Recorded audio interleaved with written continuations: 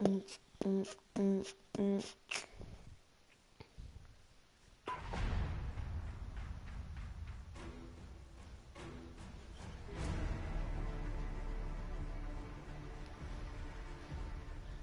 know, I just want to make you triggered.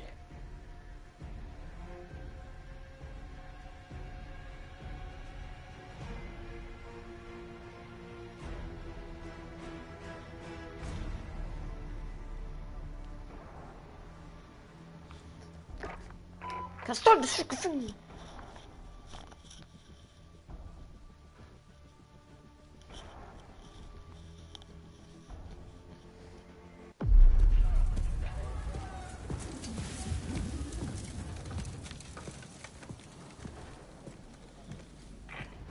Simon. Price. Can you talk? I can listen. Zakhaev's plan is working. The armistice in Verdansk has officially fallen. It's bloody chaos. Tell me something I don't know. I got a fire team. Operators inbound hot to your position. They better be good. They are.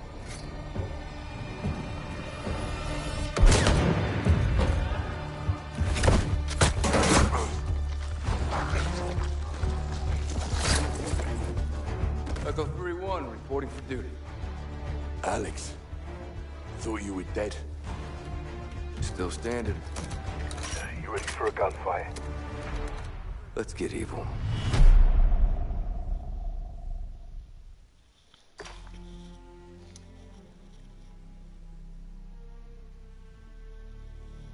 Yo, it's your boy Lee 7%, and today I am playing freaking Call of Duty World War II. All the TikTokers do this. I don't know why. Yeah, it's in there. Wee, wee, wee, wee.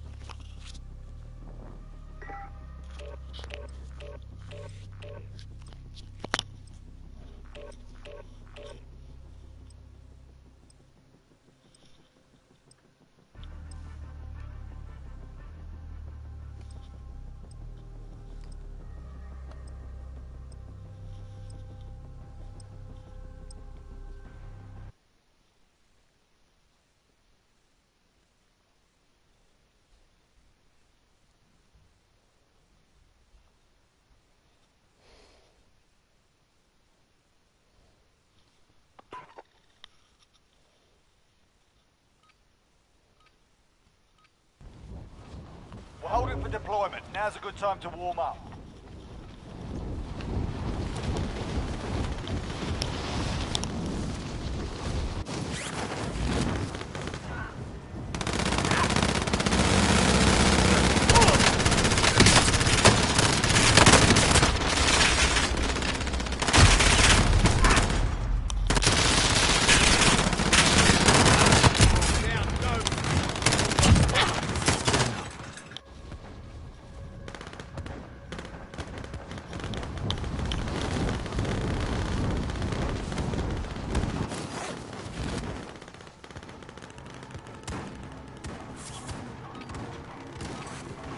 enough practice. Time for the real thing.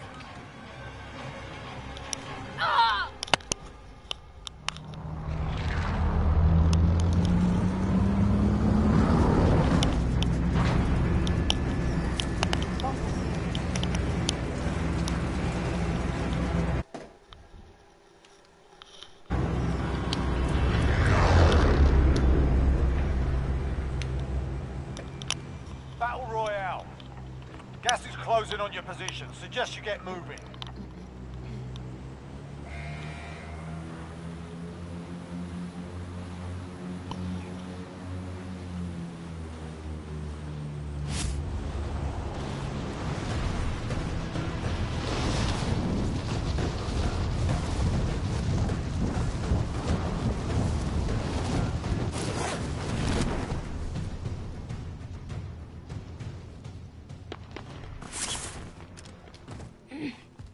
All right, lads, let's get it done.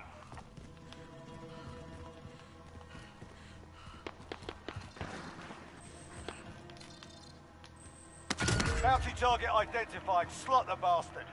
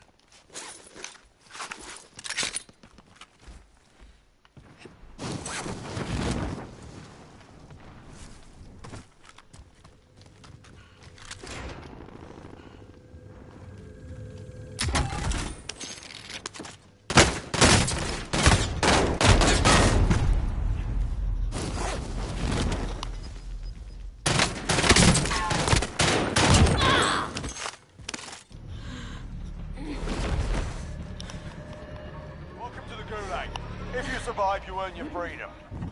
Fight's ready. You can practice your aim while you wait. Taunting your enemy is an effective way to get inside their heads. So is a well-placed stone. Fight started. Get yourself sorted. You're up next.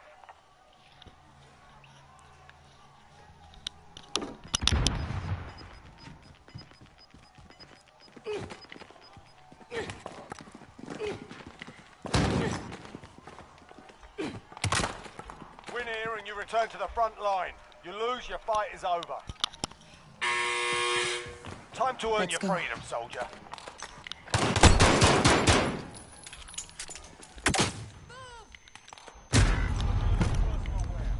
You're heading back to base. They hit us hard that time, but we'll settle the score.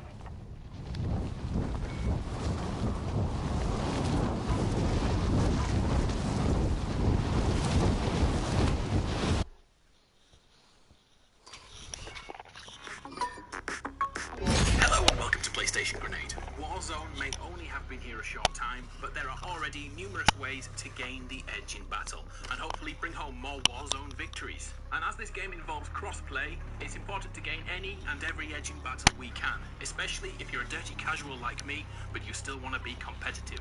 These tips are designed for controller players and those playing on console. But unsurprisingly, all this works on PC too. So if you're ready, here's 15 secrets and settings to gain the edge in Call of Duty Warzone.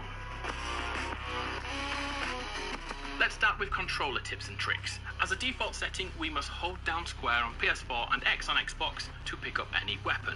This is not good enough. This slows us down and can make the first weapon you find impossible to pick up in time. By the time you've held the button down long enough, your momentum has gone too. You become a sitting duck. Therefore, the first setting you should change in your menus right away is this. Go down to weapons and change use/reload behavior to contextual tap. This will make things like opening crates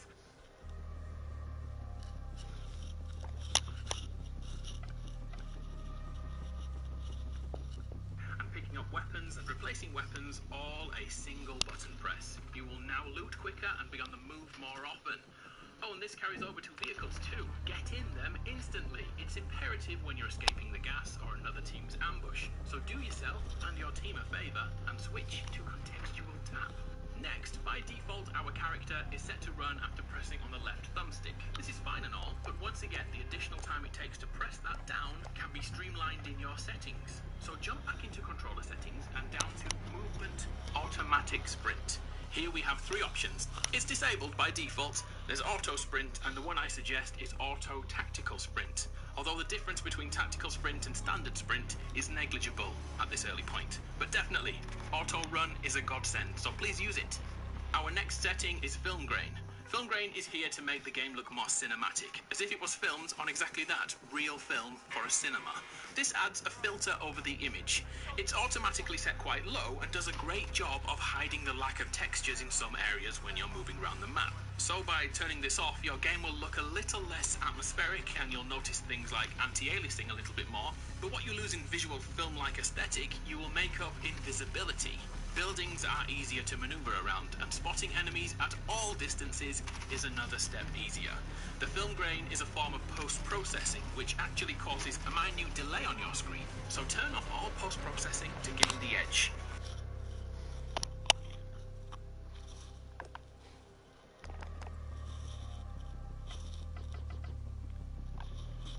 Which brings me to my next point, motion blur. Just like film grain, motion blur is here to make things look more cinematic, more movie-like, and to hide a few unsightly issues. Here's my advice. Jump into your settings, and under general and accessibility is world motion blur and weapon motion blur. Your game is most definitely going to look worse, but here's a thing to remember. Have you ever watched a professional PC player? More often than not, the game actually looks better on console. But why is that? Well, it's pretty simple. The pro always turns off everything which doesn't benefit them or distracts them. They turn off shadows. They turn off high quality lighting. They turn off motion blur. They want the bare bones of the game with no post-production or visual effects that don't help them. So let us take a page out of their book and turn off our motion blur. The game will actually run a little smoother on console now, and when quickly turning and aiming, your target acquisition will be improved greatly. Okay, so that was a little technical. Let's find another way to get an advantage. Here's a great simple one. We can change our HUD options. As a default, we have a circular minimap. This is integral to knowing the enemy locations. Well, in general settings, this can be switched to a square shape instead, and it so happens to be far bigger. And right now, bigger is better, especially for this. Bigger surface area, more information on screen. Therefore, the trade-off is you will lose a little bit of your peripheral vision, but it's definitely worth it. So switch to square when you get the chance. Also, here's one which doesn't suit everyone. The minimap can be locked in place. It won't rotate around. If you're a player or in a team who uses north, south, east, west calls, this screen when locked in place is perfect, making north always up on the screen, east always right, south down, and west left. Like I said, it's not for everyone, but if you use those callouts, this is a good change. Our next setting is actually 3 steps, and it's all about the crouch button. When you first play the game, this movement is set to be held, meaning we have to keep our thumb down for longer. We've already established why we don't like to hold buttons down. It's too time consuming, and this will get you killed in the battlefield. So under controller settings, go down to movement and select slide behavior. Change this to tap. Now you become John Wick. 1 button, epic slides. Let's go further into this. Do you use a standard controller? If so, a change I recommend will improve your aim drastically. In controller button layout presets, change default to tactical. The change is tiny, so here's the theory. Your crouch button is now located on your right thumbstick, meaning every time you use crouch or slide, your thumb will remain on the stick. This means you can aim while... Your crouch button is now located on your right thumbstick, meaning button layout presets change default to tactical. The change is tiny, so here's the theory. Your crouch controller, if so...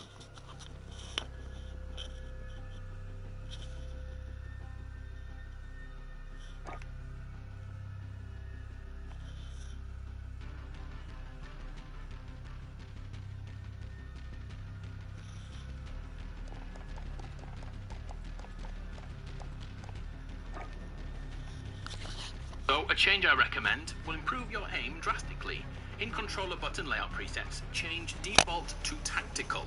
The change is tiny, so here's the theory. Your crouch button is now located on your right thumbstick, meaning every time you use crouch or slide, your thumb will remain on the stick. This means you can aim whilst crouching and sliding. Corner slides become instinctive, and sliding in general becomes a huge part of the way you maneuver around the map. On a negative side, your melee button is now located on circle, or V on an Xbox, I think. You may now lose punch fights, but let's be honest, what do you use more, crouch or melee? I'm gonna guess you use crouch. By the way, PlayStation gamers, I'm currently reviewing the PS4 back buttons, which are a super cheap alternative to a full-blown SCUF controller. So far, it's quite an impressive piece of kit, allowing two paddles to be set underneath. In Call of Duty games, SCUF and other paddle-based systems have a huge advantage over us as they can jump and shoot in the same motion. But a normal human being will struggle to do this with a standard controller, unless you play claw, of course. But I won't go into why you shouldn't play claw. So now we can change this to mimic the sliding function we had earlier. The paddles underneath can now be used for any button at all, whichever you want, which means your fingers underneath the controller are doing the work, and not your thumbs coming off the thumbsticks. So yeah, these things are awesome. I also recommend the Strike Pack, which is on PS4 and Xbox, if you don't want to spend too much, but you want to experience paddle-based gaming. Anyway, I'll try and review these as soon as possible, so please keep an eye on the channel. I think low-cost options are a great thing for all of us. Here's a super secret thing you can do to get... Want to play the guitar but don't know where to begin? Musician is the best way to get started. The app listens... Gain a huge advantage, but it will take a bit of time to master, switching aim and fire to the shoulder buttons and off the triggers. So on a PS4 that's R2 to R1, L2 to L1. It's hidden in plain sight. Simply press square on any layout you want, and the shoulder buttons and triggers will switch places. It sounds wrong on so many levels, doesn't it? But here's the science. The triggers take a little bit longer to press down than the buttons do. So by switching these, you can gain a split-second edge in a gunfight. It could be the difference between dying and living. So it depends how try-hard you want to be. FYI, once you've made this change in this game, it's so difficult to switch back to other games. So remember, you can change this setting permanently on your console's base settings. Look for accessibility, and in there you'll be able to switch any button around you like. There's actually a version of this control system in Call of Duty Warzone right now. The closest setting to replicate both of these points are the bumper jumper tactical flipped presets. Mouthful. But once again, it will take even longer to learn. There's pros and cons to everything here. Aim and fire are moved forward to the front buttons, whereas jump is now matched to the left trigger, L2, and crouch is on the thumbstick. This means with practice, you'll get the advantage of instant fire, the advantage of jumping without taking your thumb off the sticks, and the advantage of slide shooting without moving your thumb also. This is God tier. But oh my word, it's hard to learn. I gave up and went back to using paddles. I'm a sellout. Let's get back to the melee fights we were speaking of, especially in the Gulag. Here's a great quick tip. Turn off your controller vibration. Getting fisted in the prison is one of the most annoying things ever, especially when the vibration is on. So turn that off. It will also calm you down before your Gulag fight. It also has real in-game ramifications too. The rumble function, yeah, it's a great way to feel part of the game. But the problem is, during that buzz in your hands, you are impacted, making aiming and shooting harder. You're fighting uncontrollable movement. So get that switched off to regain your composure. And also, the rumble function is being investigated as a contributor to arm vibration syndrome. And you definitely don't want to get that. No proven truth just yet though, so don't jump to any conclusions. Another setting you should consider is the auto move forward. I personally do not use this, but I can see the benefits of letting you see it for yourself. Just like in many games, auto move asks you to press in the direction you'd like to go twice in quick succession. then the controller will take over and continue your momentum. I don't like this because I accidentally use it too often and just walk away from my cover. But you should know this, whilst auto-running with your squad, you can look at your items in your inventory, knowing that you're always pushing forward. You can drop items for your friends, or just check what ammo you need. If you play with friends, auto-run is very useful, but it's definitely not for everyone. Call of Duty Warzone can be a very dark game, which is quite grey at times. I've been playing around with the colour blindness modes and got to admit, to add extra vivid colours to the game, I recommend Ultranopia, or whatever the hell it's called. It's not just for people with colourblind deficiencies. Just look how much the world pops with this. Maybe I've been playing Fortnite for too long and prefer vibrant colours over beige and grey. It's just a suggestion, but if you're thinking why in some of these videos it looks more vibrant, that's the reason. At this point I had planned to give you a definitive answer on the audio settings you should use in Warzone, but I'll be straight to it. I can't decide which is best yet. It's not great, videos. Just look how much the world the colour blindness modes and got to admit, to add extra vivid colours to the game, I recommend Ultranopia, or whatever the hell it's called. It's not just for people with colourblind deficiencies. Just look how much the world pops with this. Maybe I've been playing Fortnite for too long and prefer vibrant colours over beige and grey. It's just a suggestion, but if you're thinking why in some of these videos yet, it's not great when you compare it to something like Apex Legends, so don't expect the same clarity and directional intel here. But here's what I figured out thus far. When using headphones, choose one of the boost options. Low frequency is superior for hearing footsteps if you're the kind of player who prioritizes that above all else, and the boost high setting will give you a superior mix in general, as well as keeping those footsteps pretty loud in the audio mix. A general tip here is to completely ditch the music audio, as it's a distraction, and another tip is to lower the dialogue volume slightly, around 20%. By doing this,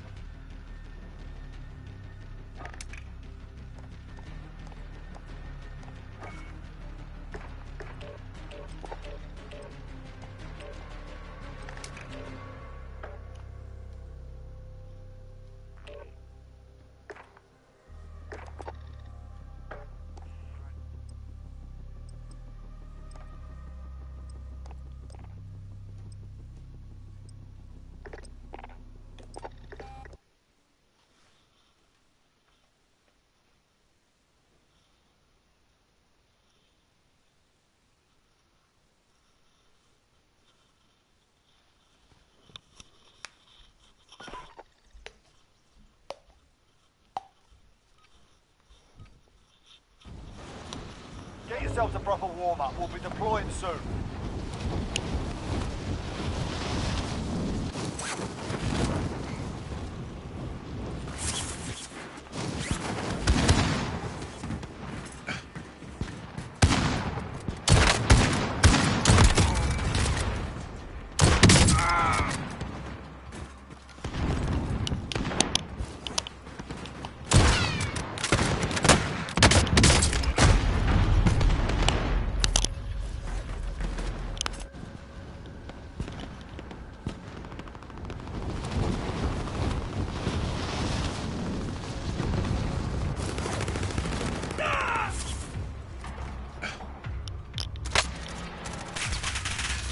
Warm-up's done. Time to kick this off. Maybe some kind of issue.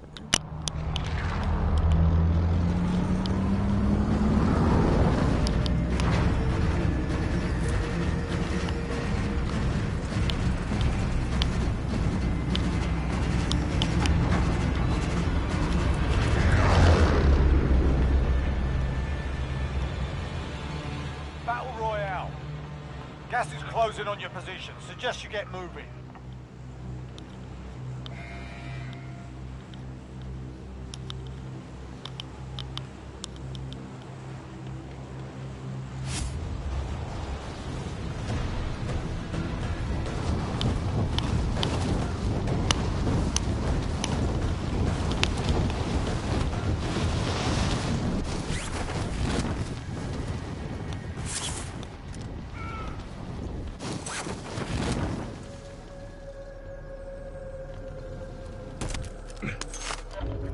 Engage all targets.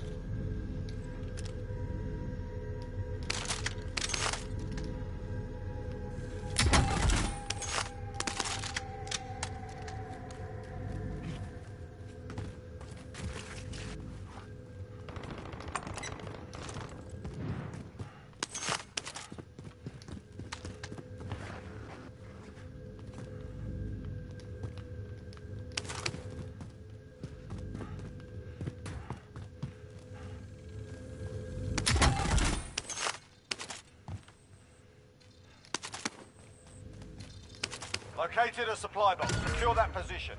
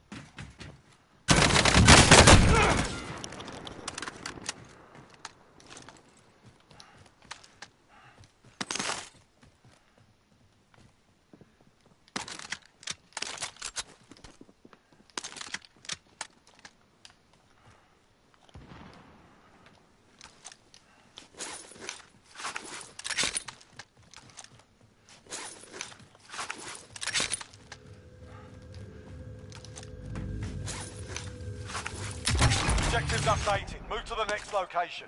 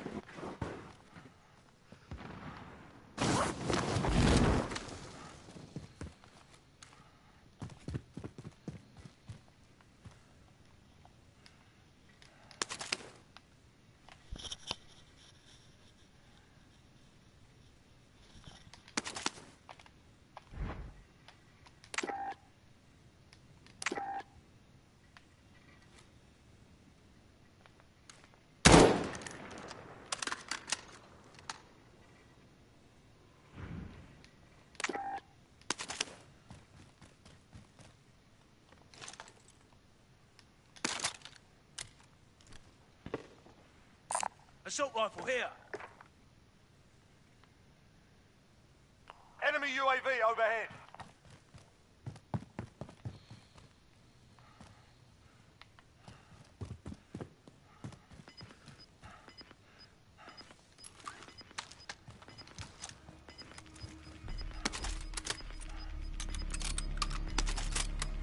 Gas is closing in.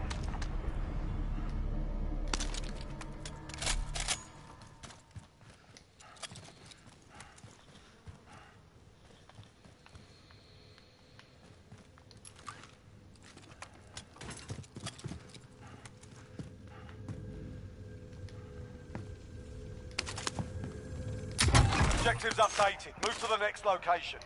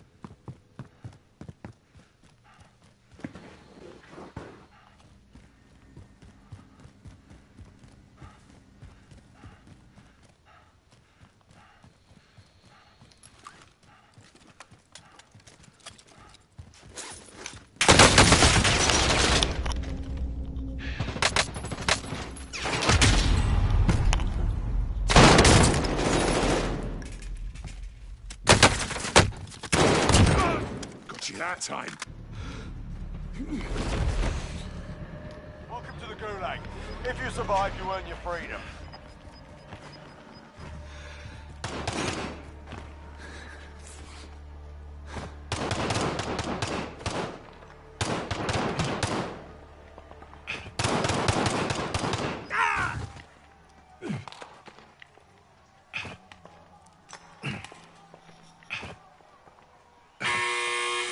Time for a bit of argy-bargy. You can practice your aim while you wait. Taunting your enemy is an effective way to get inside their heads. So is a well-placed stone.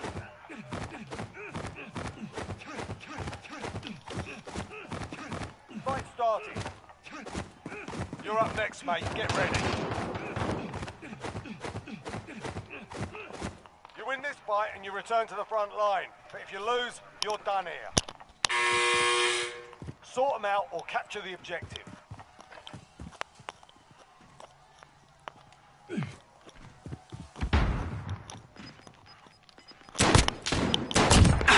you kicked their ass. Stand by for redeployment.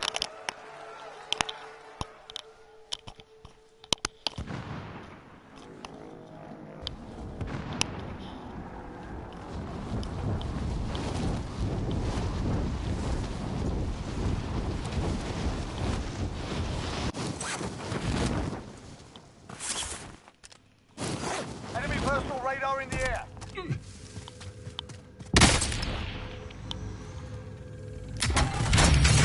Primary objective accomplished. All supply boxes found.